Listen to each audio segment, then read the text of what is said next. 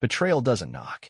It slithers in when you're too busy working, too tired to notice the rot growing under your own roof. I should have seen the signs earlier, Rebecca laughing at her phone when she thought I wasn't looking, the sudden change in perfume, the night she claimed to be out with her book club. But when you're up before dawn fixing broken fences and driving half an hour just to get a decent price on feed, you tend to ignore things that don't seem urgent. Until they are. My name's Nathan Roberts. I'm 52 years old, broad-shouldered from decades working the land my father left me, and I run Roberts Family Farms just outside Oak Ridge, Texas. The sun's left my skin leather tough, my hands are calloused, and my back aches more than it used to, but the farm's still standing. That's what matters. The land's not just dirt and crops, it's Robert's land, and it's my job to keep it going. Always has been. Always will be. That night, I came home late from a run to Mason's Feed and Supply, tired but satisfied after striking a deal on some bulk fertilizer. Rebecca was sitting at the kitchen table, her hair pulled back, wearing that bright red blouse she never used to bother with on regular nights. She was staring at her phone, smiling. When she heard my boots hit the floor, she jumped like I'd fired a shotgun behind her. I didn't think much of it at first. Just mumbled something about dinner and washed up at the sink while she muttered back that she'd already eaten. The house felt too quiet. Miles was out with his friends, which wasn't unusual, but something about the air in the kitchen felt off. Like when you step into a barn and immediately know a snake's coiled in the hay. She got up, stretched like she was tired, and said, "I'm heading to bed." Too quick. Too easy. Normally, she'd sit and ask about the farm, at least pretend to care about how the cattle were doing. I nodded, drying my hands on a rag. All right. And that should have been the end of it. I should have walked upstairs, gotten into bed, and let another night slip by in this quiet, polite marriage we'd settled into. But as I passed the mudroom on my way to lock up for the night, I saw it, her old purse sitting by the door, the one she'd stopped using months ago. And sticking out of the front pocket, barely noticeable in the dim light, was the edge of a phone I damn well knew wasn't hers. I picked it up, turned it over in my hands. It was cheap, some burner model you'd buy at a gas station, nothing like the one she normally carried. The screen was lit. A single message stared back at me. "Can't wait to see you again. Last night was incredible." I stood there, reading it twice, letting the words burn their way into my brain. My chest felt tight, but not with panic. No, this wasn't a sucker punch. This was a slow, simmering heat, like watching a fire take to dry grass. Rebecca's voice drifted from upstairs. "You coming to bed?" I slid the phone into my pocket and took a breath. My hands were steady. My heart, calm. There was no point in yelling. No point in busting through that bedroom door demanding answers like some fool in a soap opera.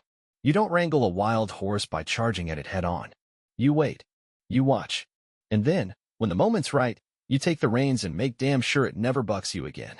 I walked back into the kitchen, poured myself a cup of coffee, and sat at the table. Staring at that old, scratched-up wood, I ran through everything in my head. How long? How often? Who the hell she was sneaking around with? A man doesn't do something this low overnight. It festers. It grows. Rebecca had been distant for months, but she still smiled, still laughed at my jokes when we had dinner with friends. But this phone, this message, this was real.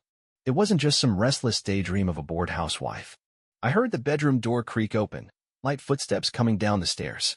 She stopped in the doorway, her silhouette outlined against the dim glow of the hallway. "You're not coming up?" I took a sip of my coffee, not looking at her just yet. Nope. Silence stretched between us. She shifted her weight. Something wrong. I turned my head slowly, meeting her eyes. "You tell me." Her expression barely flickered, but I caught it. That half-second of hesitation. The way she gripped her sleeves, fingers curling inward like a child caught sneaking cookies before dinner. I leaned back in my chair, exhaling slow. Phone was buzzing in the mudroom. I reached into my pocket, pulled out the burner, and set it on the table. It landed with a dull thunk, screen still glowing. The message was right there between us, undeniable. She didn't move. Didn't even breathe. "Go on," I said, voice even. "Pick it up." She didn't. Of course, she didn't. I stood, chair scraping against the floor, and walked past her toward the back door. Stopping just before stepping out, I glanced back. 8 months, I said, not even needing to ask. I could see it all over her face. Her lips parted, searching for something to say, but I wasn't interested in excuses. "I'll be back later," I said, stepping outside. The night air hit cool against my skin, but it didn't calm the fire in my gut. This wasn't over. not by a long shot. I stepped off the porch, the wood creaking under my boots, and walked toward the truck. The night smelled like damp soil and cut hay, the kind of scent that usually settled me. Not tonight. I slid into the driver's seat, gripping the wheel, the burner phone sitting on the console beside me like a ticking clock. 8 months. While I was out fixing fences, sweating through droughts, and making sure we had enough in the bank to keep this farm alive, she was sneaking off like a teenager. I started the truck, but didn't pull out right away. No point in driving without a destination. I wasn't about to go drink myself stupid at Riley's bar like some man who lost control of his life. I wasn't lost. I knew exactly what I needed to do. I grabbed the phone, scrolled through the messages. There weren't many, probably deleted after every meetup, but I found a name. Riley Stone. I knew the name, didn't know the man personally. Tattoo shop owner. Came into town a few years back, all big smiles and smooth talk.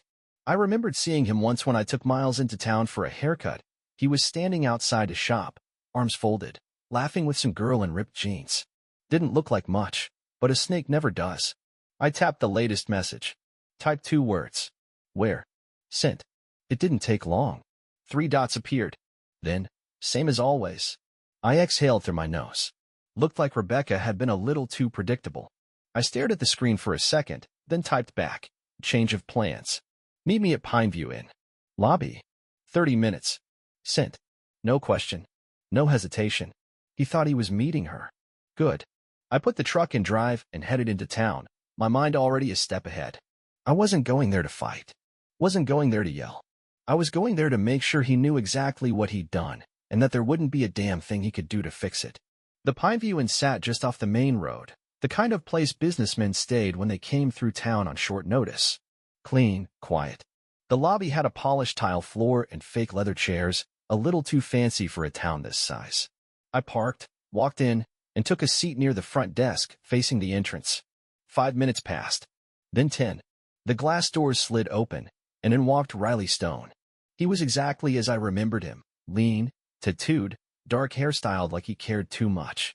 He glanced around, scanning the room, expecting someone else. His gaze landed on me. Confusion flickered across his face. I lifted the burner phone and wiggled it between my fingers. His eyes widened. Riley, I said, nodding to the chair across from me. He hesitated, glanced toward the front desk like maybe he could turn around and walk out of this. He couldn't. I kept my expression flat, unmoving. After a long second, he walked over and sat down. I think there's been a mistake, he started, voice low, trying to keep it casual. I leaned forward, resting my elbows on my knees. No mistake. I tapped the phone against the arm of my chair. You and my wife. 8 months. His jaw tightened. He looked around again, probably wondering if Rebecca was about to walk through the door, maybe hoping she'd smooth this over. She didn't tell you?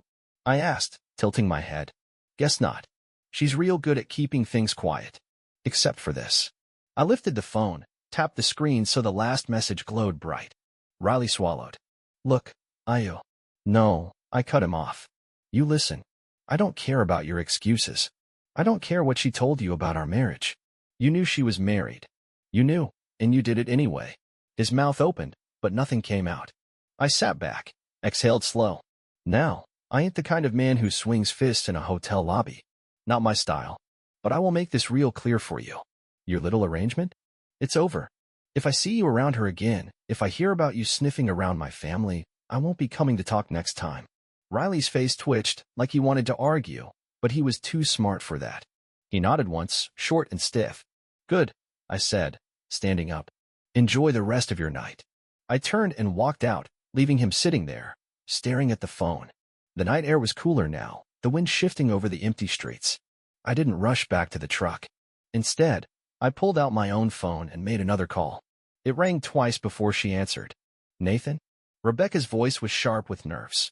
She must have checked the mudroom, found the phone missing. I just had a talk with Riley, I said, calm, measured. Silence. Then a shaky inhale. Where are you? Coming home, I said. We're not done. Then I hung up. The drive back was quiet.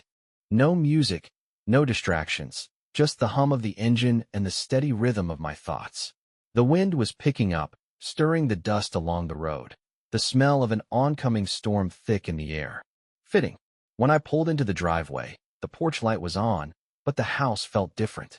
Used to be that coming home meant stepping into something steady, something built with my own two hands, something I could rely on. Now, the walls felt thinner, the ground not as solid under my boots. I shut the truck door and walked up the steps. Inside, Rebecca was waiting, standing near the kitchen table with her arms crossed tight over her chest. She'd changed into an old sweatshirt, like covering up would erase what she'd done. Her eyes flicked to my hands, probably checking for blood, for bruised knuckles. She didn't know me as well as she thought she did. I pulled out a chair and sat down. You want to start, or should I? Her throat moved as she swallowed. She didn't sit. I don't know what you want me to say. I nodded, rubbing a hand over my jaw. That's the first honest thing you've said all night. Her lips pressed into a thin line. No, I held up a hand. No excuses. No, I didn't mean to. No, it just happened. You made choices. For 8 damn months, you made choices. Rebecca let out a breath, rubbing at her forehead. I didn't do it to hurt you. I laughed once, short and sharp. Well, you sure as hell didn't do it to make me proud. I leaned forward, bracing my elbows on my knees. Tell me something, Rebecca. What was the endgame? What was the plan? She hesitated, looking down at her feet, and I felt a cold certainty settle into my chest. She hadn't thought that far. She never did. I don't know, she admitted finally, voice quieter. I sat back. Yeah, that's about what I figured. Silence filled the kitchen, thick and heavy.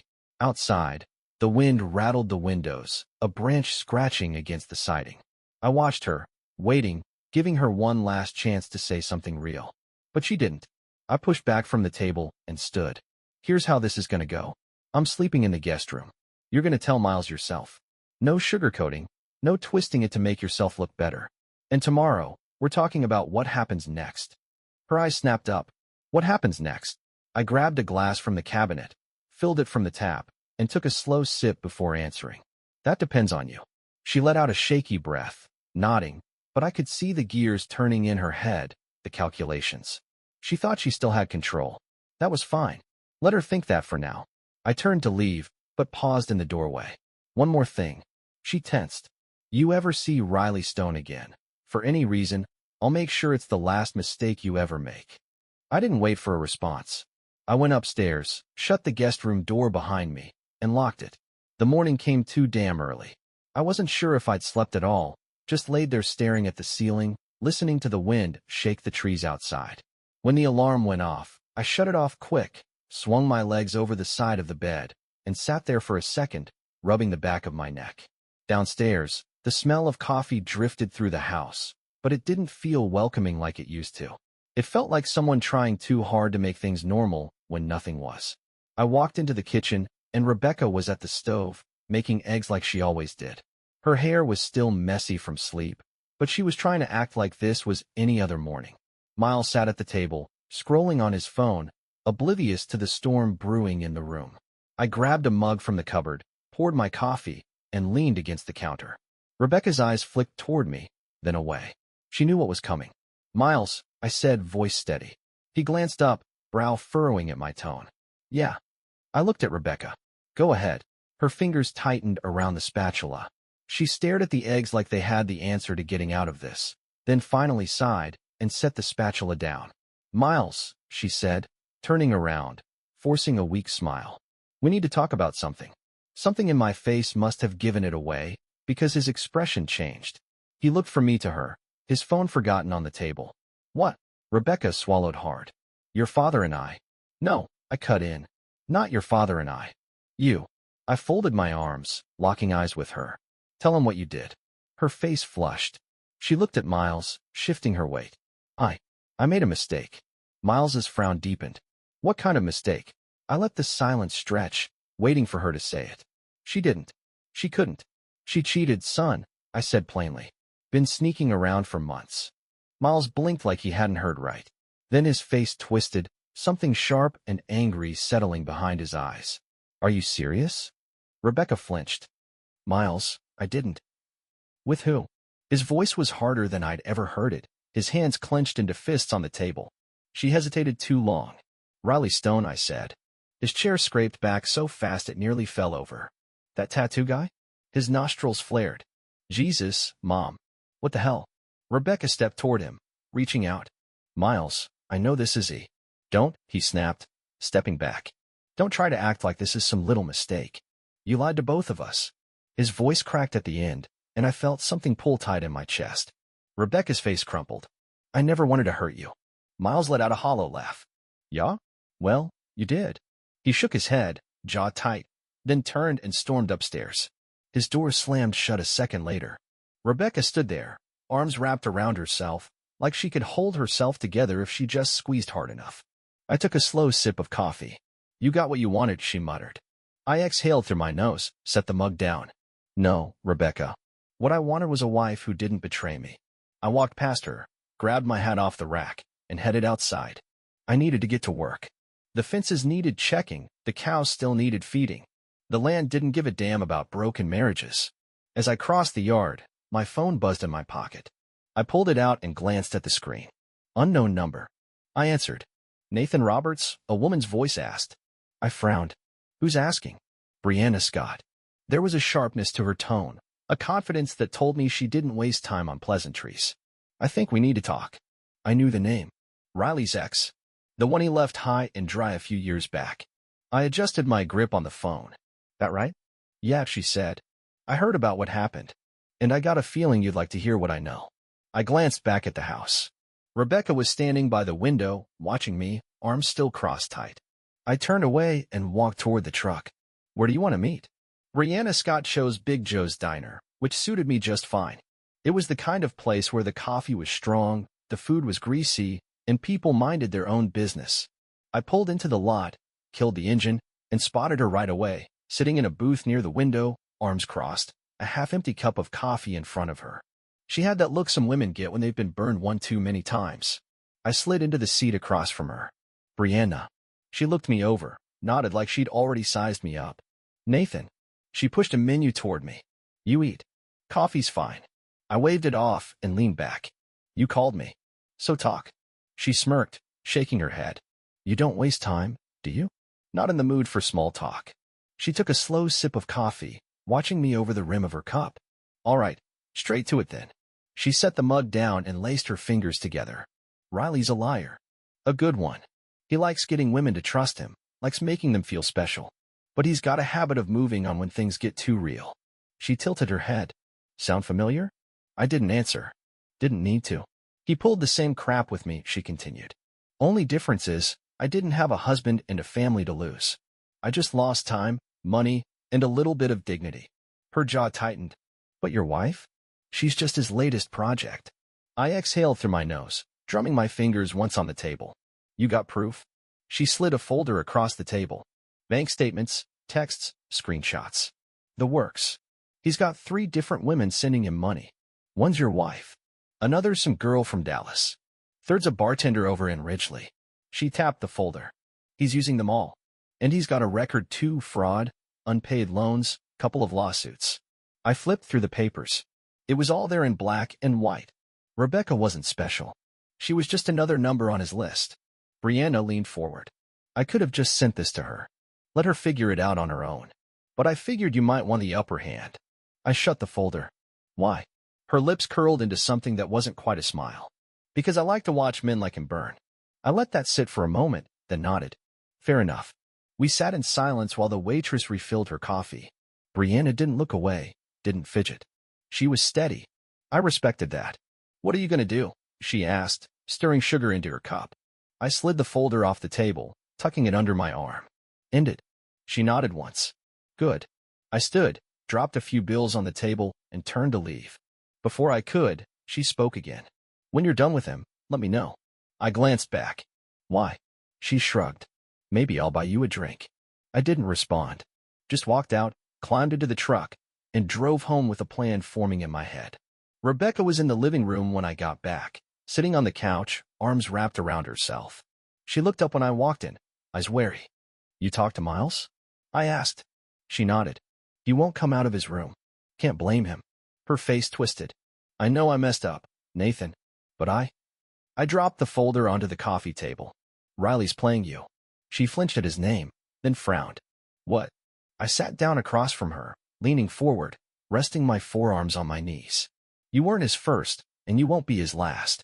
He's using you for money, just like he's doing to 2 other women right now. I flipped the folder open.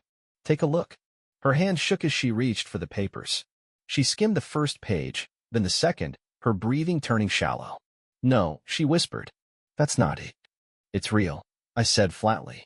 Tears welled in her eyes, but I had no patience for them. You threw away our marriage for a con artist, I said, voice like stone. 8 months of sneaking around, lying to my face, lying to our son. For this. I tapped the folder. For some two-bit scammer who'll move on as soon as you stop being useful. She shook her head, pressing her fingers to her temples. I didn't know. I exhaled slow, letting the silence stretch. So what now, Rebecca? She didn't answer. Just sat there, staring at the evidence of her own stupidity. I stood up. You figure it out. But we're done. Her head snapped up, eyes wide. Done. I nodded, steady. You made your choice. Now live with it. I turned and walked away, leaving her sitting there, alone with the truth. I spent the next few days keeping my hands busy. There was always something to do on the farm, fences to mend, cattle to check, fields to prepare. Hard work didn't give a damn about personal problems. That was fine by me. Miles barely spoke to Rebecca. He came out to help me every morning, working harder than usual, like he had something to prove. I didn't ask him how he was feeling. Didn't give him some long-winded speech about betrayal and life lessons. I just handed him tools when he needed them and let him figure it out the way I had to at his age. Rebecca stayed in the house. I caught glimpses of her now and then, moving around like a ghost, avoiding me, avoiding our son. On the third day, she finally broke. I was on the porch, sharpening a blade, when she stepped out, arms crossed, shoulders hunched like she was bracing for a storm. We need to talk, she said. I kept sharpening, letting the sound of steel on stone fill the silence. Then talk. She shifted her weight. I want to fix this. I stopped, set the knife down, and looked up. Fix what? She swallowed. Us. I leaned back, stretching out my legs. Rebecca, I don't think you understand something. There is no us. Not anymore. Her face tightened. We have a life together, Nathan. A family. We can work through this. I shook my head. You worked through it just fine without me for 8 months. She opened her mouth, then closed it, realizing she had no defense. I pushed myself up, standing eye level with her. Here's the thing, Rebecca. I could forgive a lot of things. But you didn't just cheat. You lied. You disrespected this family. You threw away everything we built. And for what? A cheap thrill with a guy who conned you like a damn amateur. I let the words sit between us. So no, we ain't working through this. She crossed her arms tighter, her chin trembling. And what about Miles? I exhaled through my nose, steady. Miles is old enough to see things for what they are. And right now, he doesn't respect you. That's something you have to fix. Not me. Her eyes darkened. You want a divorce? I nodded. Yeah. And I want full custody. She sucked in a breath, shaking her head. No.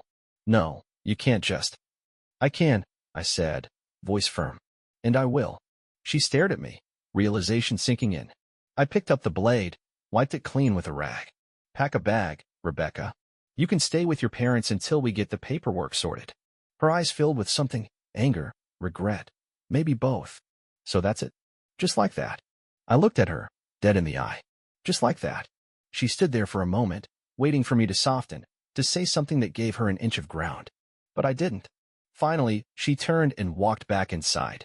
I heard her steps on the stairs, then the sound of drawers opening, things being stuffed into a suitcase. Miles came out of the barn a few minutes later, wiping his hands on a rag. He glanced up at the house, then at me. She leaving? I nodded. He let out a slow breath, looking away. Good. I didn't say anything. Just reached into the cooler by my chair, grabbed a cold Coke, and handed it to him. He took it, cracked it open, and sat down next to me. We watched the horizon together as the sun started to set, the sky burning orange over the fields. The land was still here, still standing. And so were we. A year later, the farm was running better than ever. The fences were fixed, the herd was strong, and the land was still mine, just like it always had been. Miles had stepped up in a way I hadn't expected. He'd always been a hard worker, but after everything that happened, he put his head down and took on more responsibility without needing to be asked. I never had to chase him out of bed in the mornings anymore. He was up at first light, boots on, ready to go. Rebecca moved to an apartment in town after the divorce was finalized. She tried to fight for custody, but she didn't have a leg to stand on. The judge took one look at her choices and how Miles wanted nothing to do with her and gave me full custody without a second thought. I didn't gloat. Didn't have to. She did it to herself. Riley Stone? His life went to hell faster than I could have planned it myself. Word got around about his little side hustle, taking money from desperate women, using them like bank accounts until he got bored. Brianna made sure his business was finished. She leaked everything, made sure every single one of his clients knew exactly what kind of man he was. The shop closed down within 6 months. Last I heard, he was bartending in some dive over in Houston, barely scraping by. Didn't matter to me. He wasn't my problem anymore. One night, after a long day of work, I headed into town for a beer. Not Riley's. I didn't need to be surrounded by drunk idiots slurring half-baked advice about my past. Instead, I found myself at a quieter bar just outside town, the kind of place where people came to drink without a damn circus around them. I was halfway through my second whiskey when a familiar voice slid in from behind me. Didn't think you'd be the kind of guy to drink alone. I turned, and there was Brianna, leaning against the bar, smirking. She looked exactly the same as sharp, confident, like she saw straight through the world's bullshit. I raised my glass. Didn't think you'd be the kind of woman to chase ghosts. She laughed, low and knowing. Ghosts? Please. I chase opportunities. I took a sip, watching her over the rim. That's so. She slid onto the stool next to mine, motioning for the bartender. Yup. And you, Nathan Roberts, are an opportunity. I smirked, setting my glass down. For what? She shrugged. A good drink. A better conversation. And maybe, if you're lucky, someone to sit on that big empty porch of yours and make fun of you for wearing that same damn hat every day. I chuckled, shaking my head. Sounds like a headache. Brianna grinned. I am. She grabbed her drink, clinked her glass against mine. But at least I'm not a liar. I looked at her for a long second, then took another sip. The night stretched on, the bar humming low with conversations, the weight of the past year finally feeling like something I could set down. The farm was strong. My son was stronger. And I? I was exactly where I was supposed to be.